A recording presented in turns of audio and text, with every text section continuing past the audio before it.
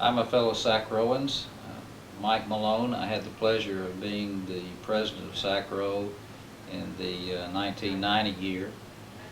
1990, SACRAO was held in February in good old Charleston, South Carolina.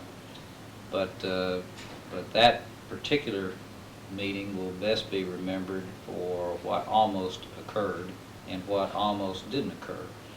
The fact that it was almost canceled, yet through the great work of the local arrangements committee and the executive committee, it was a meeting that went on nevertheless. There was something written in the program bulletin that year that said Hugo could not deter us. And so we had a meeting despite the fact that Charleston was practically wiped out in that great fall hurricane that they will remember as Hugo the Terrible. But I can't say enough about the work that that entire summer and particularly the fall by the local arrangements committee headed by Terry Davis in South Carolina and of course Paul Anderson, who was president-elect of Furman. My only contribution was to make the decision that if we can pull this off, we're gonna do it.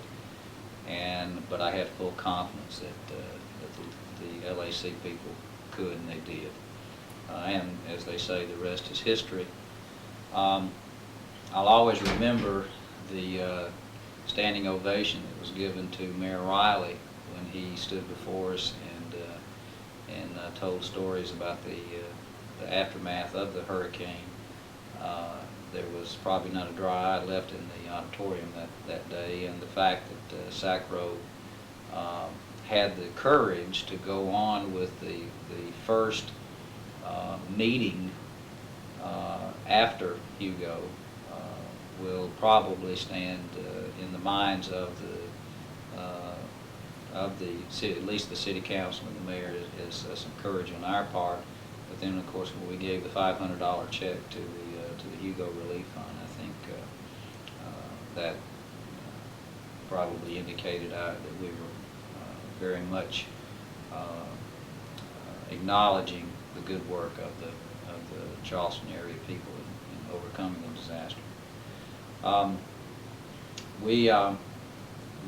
There weren't that many issues that I can think of, but I do know one that I'm probably the most proud is that as an executive committee, I think we once and for all defined the nature of EEO and what role it needed to play in SACRAO. And as a matter of fact, I charged one of the members at large to Gil Moore to take on EEO as a project and make sure that we had several programs during the session, and he carried that off very well, and also developed an EEO committee that I thought was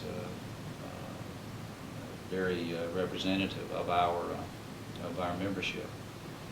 One issue that we did not clarify that it took Paul Anderson's administration to clarify, and that was the seemingly the age-old quandary, SACRAO quandary about what do we do about voting in representation on the executive committee by state.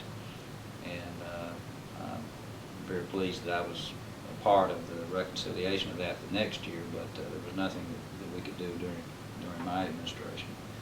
So I guess in a nutshell, SACRAO 90 in Charleston will be best remembered for the meeting that was, despite the compelling reasons to cancel, and we didn't. And again, the rest is history there. But it also showed the SACRAO spirit, the can-do, we get the job done attitude,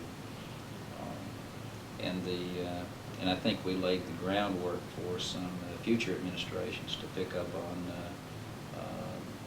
the development issues of EEO and also voting representation and the organization and structure of the executive